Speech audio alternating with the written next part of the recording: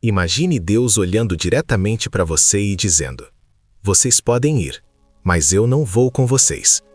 Foi exatamente isso que aconteceu com Moisés, e a reação dele mudou a história para sempre. Você já se sentiu abandonado por Deus? Já passou por aqueles momentos escuros, onde parece que o céu está fechado e suas orações não chegam até Ele? Então você precisa conhecer a história mais impressionante de intercessão da Bíblia. Estamos falando de Êxodo capítulo 33, onde Moisés enfrentou o momento mais desesperador de toda a sua liderança. O povo de Israel havia acabado de cometer o pecado mais grave de sua história, e Deus, literalmente, decidiu se afastar deles. Mas o que Moisés fez em seguida não apenas salvou uma nação inteira, como nos ensina exatamente como agir quando sentimos que Deus se afastou de nós. Se você está passando por uma crise espiritual, se sente que suas orações não são ouvidas, ou se simplesmente quer entender como ter uma intimidade profunda com o Criador, este vídeo pode mudar sua vida. Se inscreva no canal agora e ative o sininho, porque hoje você vai descobrir o segredo da intercessão que move o coração de Deus. Para entender a gravidade do que aconteceu em Êxodo 33, precisamos primeiro voltar alguns versículos e compreender o desastre que havia acabado de acontecer. Moisés estava no Monte Sinai há 40 dias e 40 noites, recebendo diretamente de Deus as tábuas da lei. Enquanto isso, lá embaixo, o povo começou a ficar impaciente. 40 dias sem ver seu líder, 40 dias sem ouvir a voz daquele homem que os havia tirado do Egito. E então aconteceu o impensável. Arão, o próprio irmão de Moisés, cedeu à pressão do povo e criou o bezerro de ouro. Mas aqui está uma curiosidade impressionante.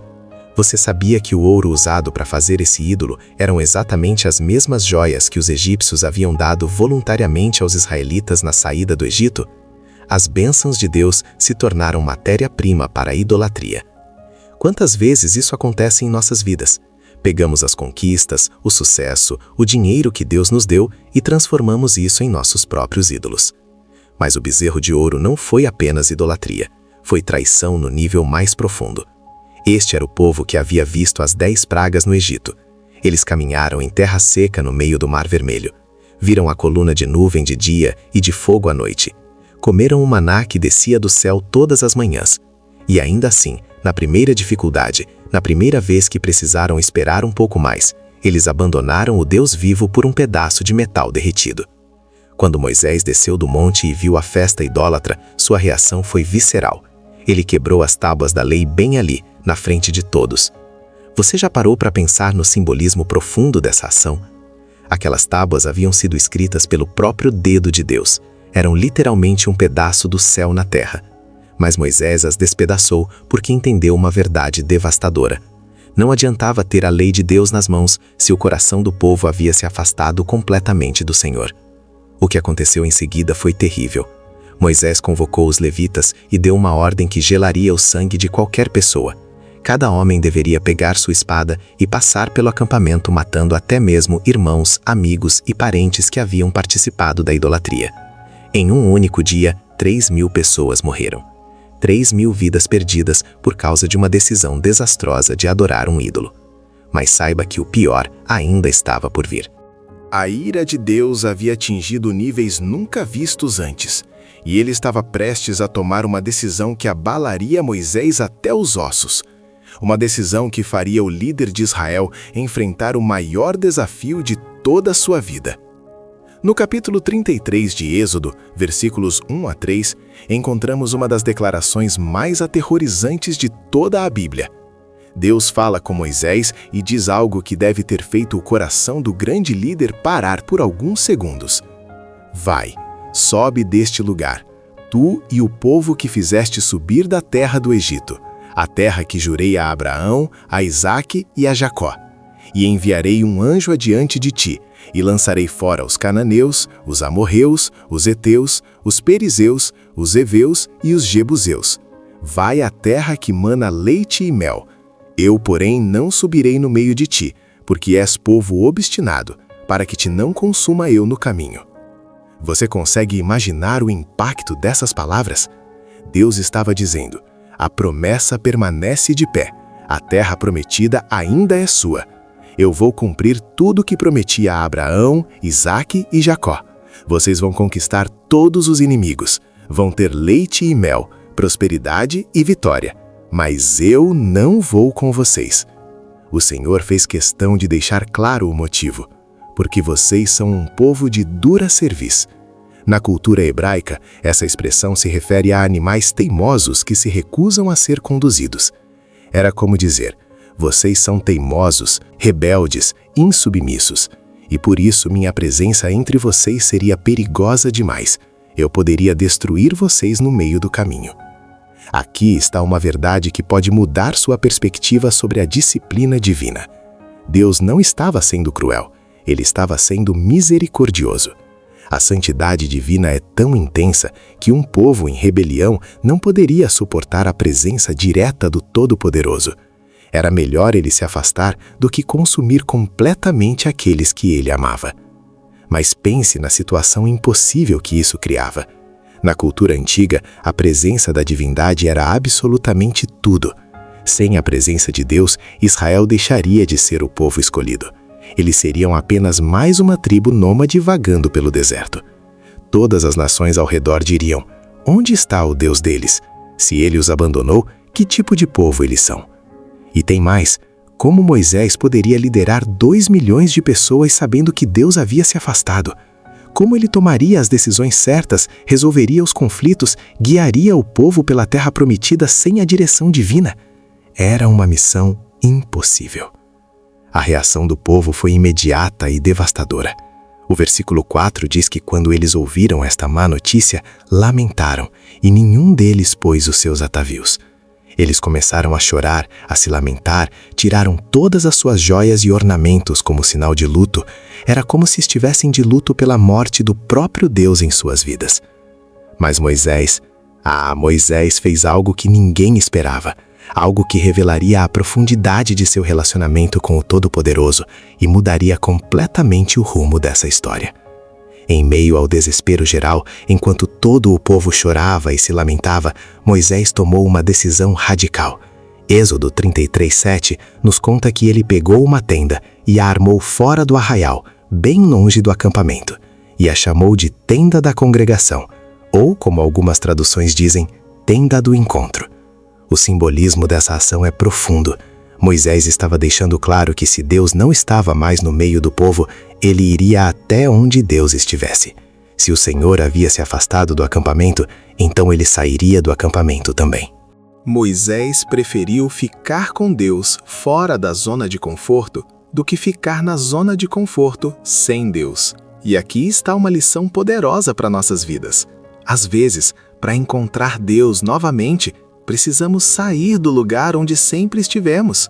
Precisa sair da rotina religiosa, dos hábitos automáticos, do cristianismo mecânico. Às vezes, Deus permite que nos sintamos distantes dele, justamente para nos fazer buscar uma intimidade mais profunda. O versículo 7 continua dizendo que todo aquele que buscava ao Senhor saía à tenda da congregação que estava fora do arraial. Olha que interessante. Não eram todos que iam, apenas aqueles que realmente buscavam ao Senhor. A crise havia separado os verdadeiramente comprometidos dos apenas interessados. Quantos de nós, quando enfrentamos dificuldades espirituais, realmente saímos da nossa zona de conforto para buscar Deus? Ou ficamos esperando que Ele venha até nós? E então acontecia algo extraordinário. Sempre que Moisés ia à tenda, todo o povo ficava em pé, cada um à porta da sua tenda, e olhavam para Moisés até ele entrar na tenda.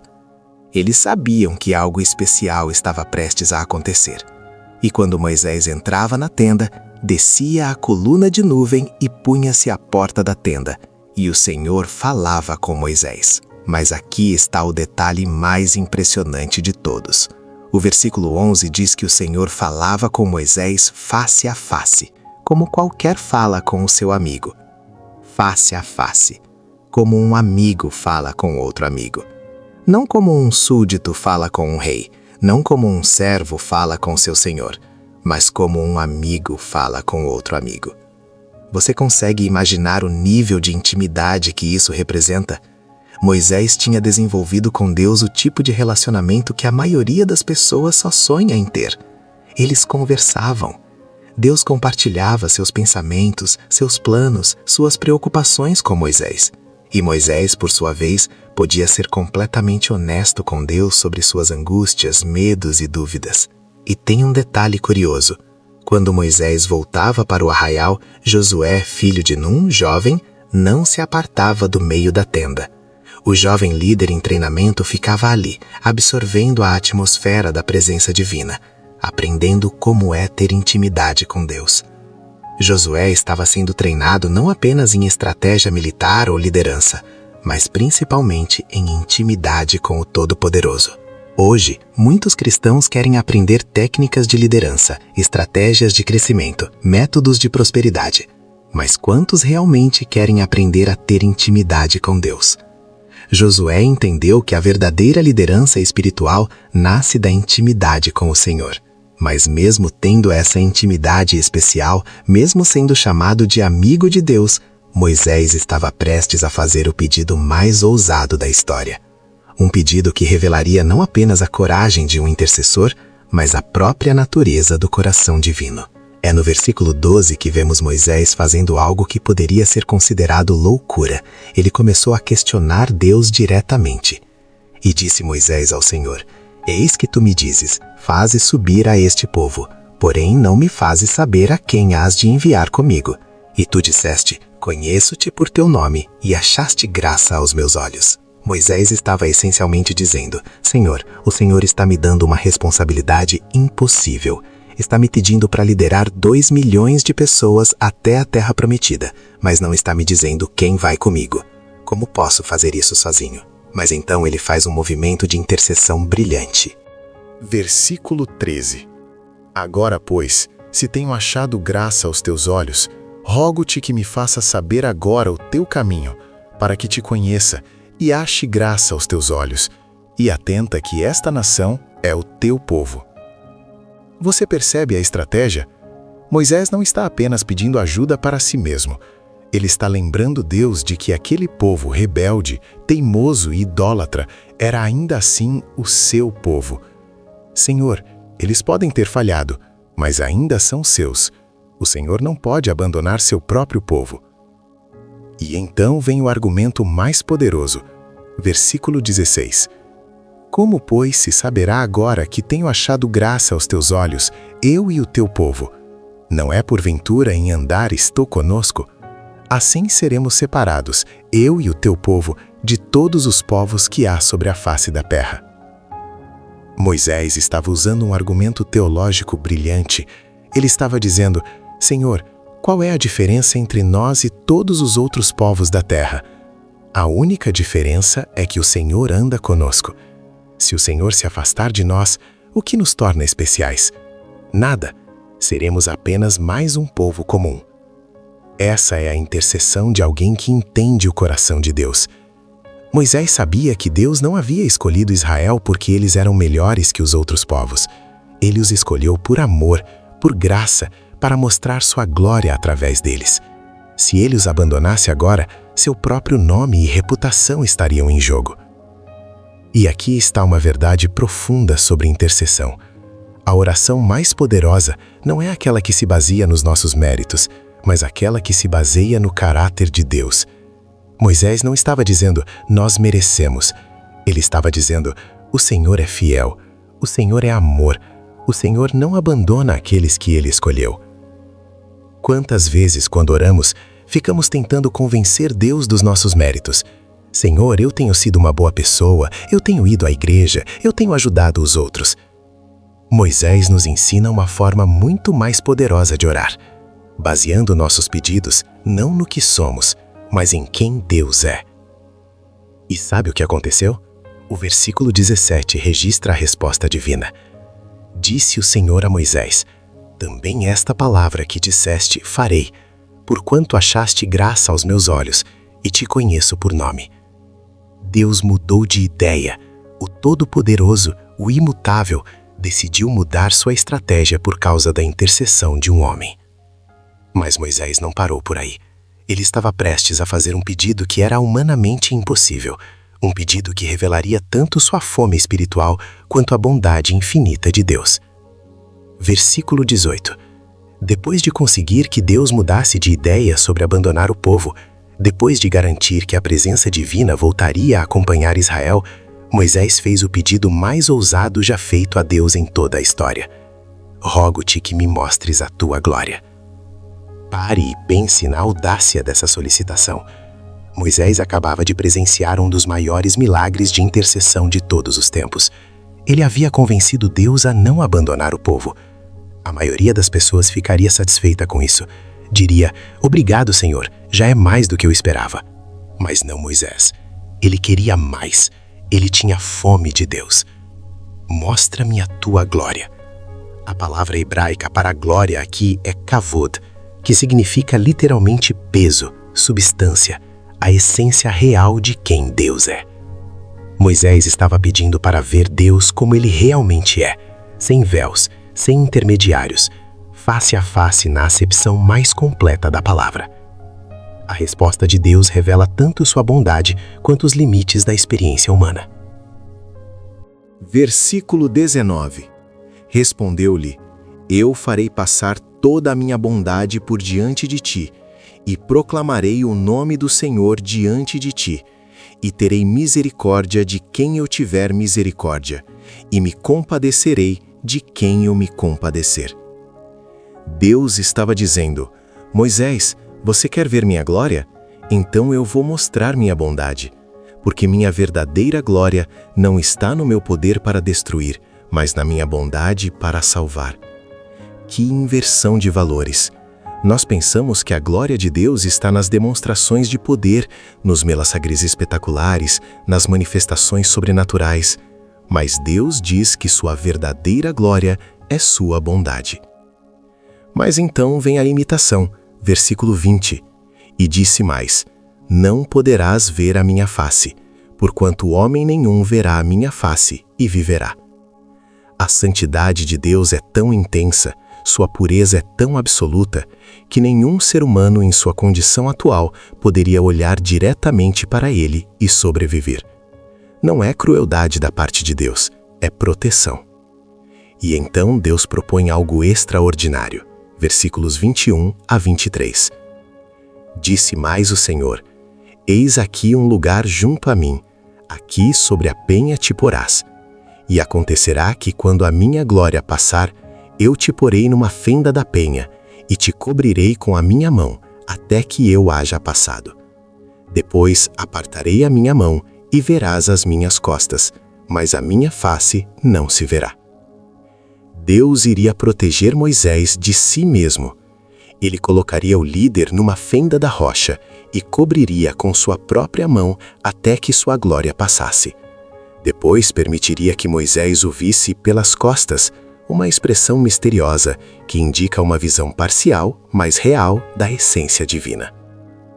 Há séculos os teólogos debatem o que significa ver Deus pelas costas. Alguns dizem que se refere aos efeitos da presença de Deus. Outros acreditam que foi uma visão real, mas limitada, da forma divina. O que sabemos é que foi uma experiência única na história da humanidade. Nenhum outro ser humano jamais teve um encontro tão íntimo com o Todo-Poderoso. E aqui está algo que deveria nos impressionar. Deus não ficou irritado com a ousadia de Moisés. Ele não disse: como você se atreve a pedir algo assim? Ao contrário, ele ficou tão satisfeito com a fome espiritual de seu amigo que decidiu atender ao pedido da forma mais completa possível dentro dos limites de segurança. Isso nos ensina algo profundo sobre o coração de Deus. Ele se alegra quando temos fome dele. Ele fica feliz quando não nos contentamos com migalhas espirituais, mas desejamos conhecê-lo mais profundamente. A maioria de nós ora pedindo coisas de Deus. Moisés orou pedindo o próprio Deus, e isso fez toda a diferença. E então chegou o dia. Êxodo 34, versículos 6 e 7, registram o momento mais impressionante da história do relacionamento entre Deus e a humanidade. Quando a glória do Senhor passou diante de Moisés, ele fez algo extraordinário, se apresentou. E passando o Senhor por diante dele, clamou: Jeová, Jeová, Deus misericordioso e piedoso, tardio em irar-se e grande em beneficência e verdade, que guarda a beneficência em milhares, que perdoa a iniquidade e a transgressão e o pecado, que ao culpado não tem por inocente, que visita a iniquidade dos pais sobre os filhos e sobre os filhos dos filhos até a 3ª e 4ª geração. Esta é conhecida como a autoproclamação divina, o momento em que Deus revela sua própria natureza, e é absolutamente revolucionário. Primeiro, ele repete seu próprio nome, Jeová, Jeová. Na cultura hebraica, a repetição indica a ênfase.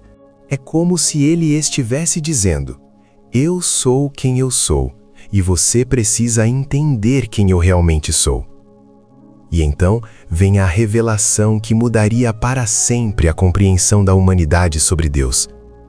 As primeiras características que ele menciona não são sua onipotência, sua onisciência ou sua onipresença.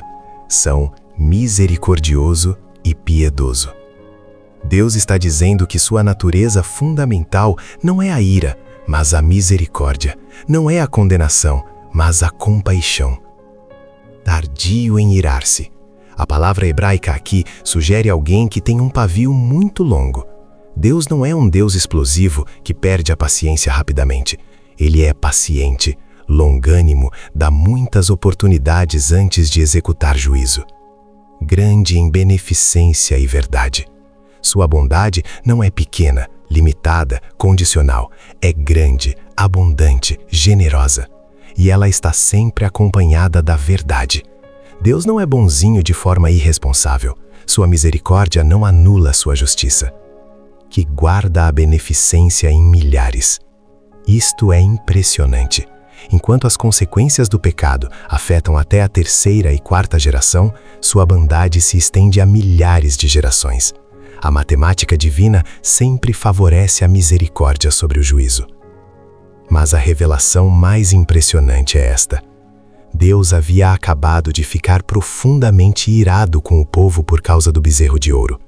Sua ira foi tão intensa que ele decidiu se afastar completamente deles. E ainda assim, quando se apresenta, ele começa falando de misericórdia, não de ira.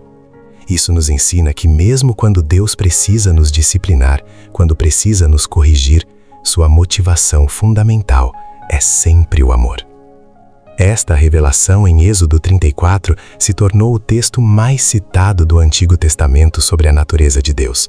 Aparece em Números, Neemias, Salmos, Joel, Jonas.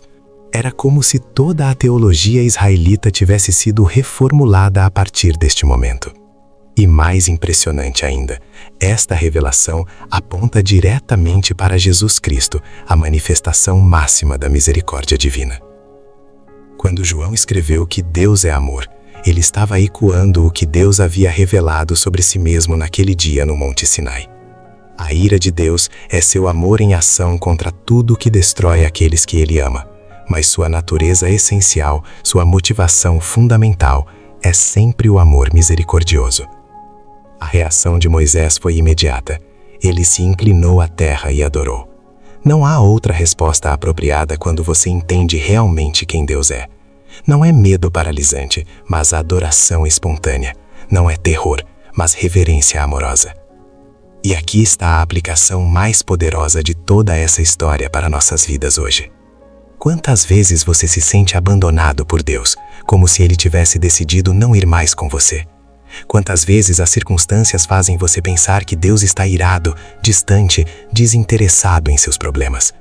A história de Êxodo 33 nos ensina princípios atemporais sobre como lidar com essas crises espirituais. Primeiro, quando você sentir que Deus se afastou, faça como Moisés, saia da sua zona de conforto espiritual. Pare com a religião mecânica, com as orações automáticas, com os rituais vazios. Arme sua tenda do encontro. Procure um lugar onde você possa ter intimidade real com Deus. Segundo, aprenda a interceder baseando seus argumentos não nos seus méritos, mas no caráter de Deus. Não ore dizendo, eu mereço, mas tu és fiel. Não suplique baseado no que você fez por Deus, mas no que Deus é em si mesmo. Ele é misericordioso, piedoso, tardio em irar-se, grande em bondade. Terceiro, desenvolva fome espiritual. Não se contente apenas com as bênçãos de Deus. Busque o próprio Deus. Como Moisés, diga: Senhor, mostra-me tua glória. Eu quero conhecer-te mais profundamente. Eu quero intimidade contigo. E quarto, lembre-se sempre de que a natureza fundamental de Deus é misericordiosa. Mesmo quando você falha, mesmo quando comete erros graves, mesmo quando sente que decepcionou completamente o coração divino, Deus continua sendo misericordioso e piedoso, tardio em irar-se e grande em bondade. Se Moisés, que era chamado de amigo de Deus, passou por momentos onde sentiu que o Senhor estava distante, quanto mais nós passaremos por esses períodos. Mas a lição de Êxodo 33 é clara. Esses momentos não são o fim da história. Eles podem ser o começo de uma intimidade mais profunda com o Todo-Poderoso. Talvez hoje você esteja vivendo seu próprio Êxodo 33. Talvez você sinta que cometeu erros tão graves que Deus decidiu se afastar de você. Talvez as circunstâncias difíceis façam você pensar que o céu está fechado para suas orações. Mas lembre-se da história de Moisés. Lembre-se de que o mesmo Deus que se revelou como misericordioso e piedoso naquele dia, continua sendo o mesmo hoje. Ele não mudou. Ele continua tardio em irar-se e grande em bondade. Ele continua guardando beneficência para milhares de gerações. E ele continua desejando intimidade com você. A pergunta que fica é: você está disposto a sair da sua zona de conforto espiritual para buscar essa intimidade? Você está disposto a armar sua tenda do encontro e buscar o rosto de Deus até encontrá-lo? Se este vídeo tocou seu coração, se você se identificou com a angústia de Moisés ou com sua fome de Deus, deixe um comentário contando a sua experiência.